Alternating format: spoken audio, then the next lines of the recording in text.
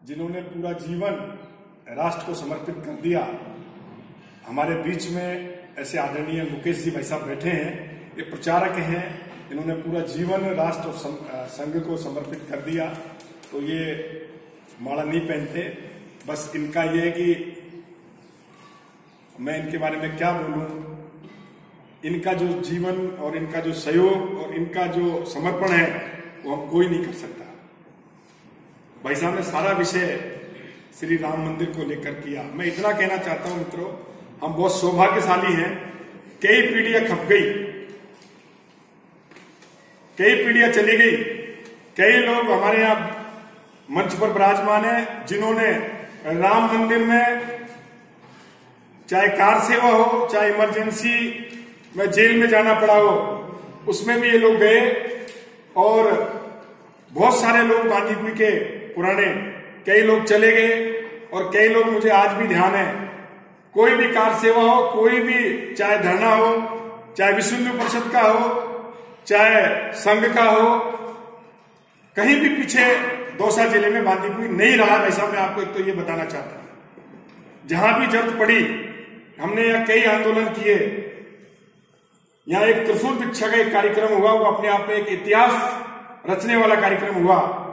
और एक माननीय तोगड़िया जी को एक थैली भी हमने भेंट की, वो भी एक अपने आप में बड़ी बात थी। कार्यक्रम भी हमने कराया। प्रमोद जी भाई साहब के पैर में फ्रैक्चर भी हुआ और बहुत सारे लोग उसमें जेल भी गए, लेकिन वो एक ऐतिहासिक कार्यक्रम था। आने वाली जो पीढ़ियां हैं, मैं कहना चाहता हूं हमारे सारे युवा साथियों को कि भाई साहब जो बैठे हैं मंच पर, इनसे बहुत कुछ हमें सीखने को मिलता है और इनके मार्गदर्शन में हमने काफी कुछ सीखा है। कई पीढ़ियां खप गई। हम बड़े सौभाग्यशाली हैं जो राम मंदिर को बनते देख रहे हैं। और मंदिर ही नहीं, दुनिया का, विश्व का सबसे बड़ा धाम वहां बनने जा रहा है। देश के प्रधानमंत्री आदरणीय नरेंद्र भाई मोदी जी ने जो स्वप्न लिया है वो एक पूरा होने जा रहा है। और मैं तो ये कहना चाह रहा हूं, क्योंकि मैं तो बजरंग दल से आता हूं, अभी मथुरा काशी भी बाकी है मित्र। जल्दी, ये तो 1 साल कोरोना का हो गया, इसमें ज्यादा काम नहीं हो पाए, लेकिन अमेरिका हो, चाहे रूस हो, चाहे कोई भी बड़ा शक्तिशाली देश हो, उसने चिंता की कि हमारी इकोनॉमी कैसे बचे।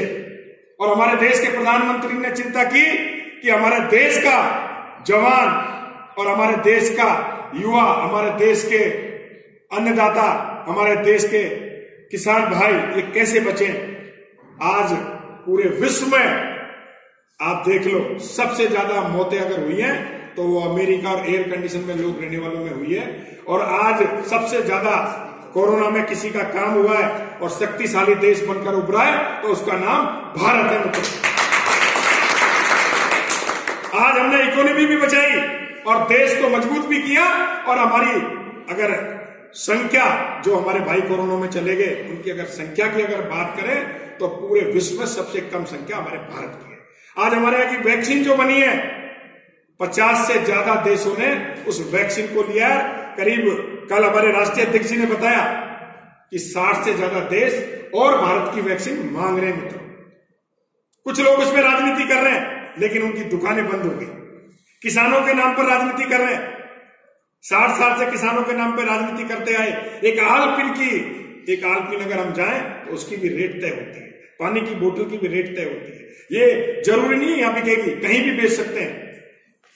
जब ये बिचौलियों की दुकान बंद हुई तो उनके नाम पर सिर्फ 1-2 राज्य के लोग बैठे हैं, जबरदस्ती इसको चला रहे हैं। कांग्रेस के लोग जानते नहीं है कृषि के बारे में, उनको यही पता नहीं है लाल मिर्च क्या है, हरी मिर्च क्या है। उनके नेताओं को मैं उस विषय में नहीं जाना चाहता, लेकिन मैं इतना कहना चाहता हूं, मुझे बड़ा गर्व है और हम सब लोग यहाँ जो बैठे बड़े सौभाग्यशाली हैं कि हम भारतीय जनता पार्टी के कार्यकर्ता हैं और हमारे विचार और हमारे परिवार के संरक्षक आप जैसे लोग यहाँ बैठे हैं। हमें बड़ा गर्व है कि हमारा नेतृत्व आप जैसे लोग कर रहे हैं। और निश्चित रूप से जहां भी जरूरत पड़ेगी समाज को, संगठन को, एक एक कार्यकर्ता भारतीय जनता पार्टी का, विभिन्न संगठनों का, भाई साहब मैं आपको विश्वास दिलाना चाहता हूं, पूरे जिले भर का कार्यकर्ता, पूरे राजस्थान का ऐसे कामों में हमेशा आगे रहा है।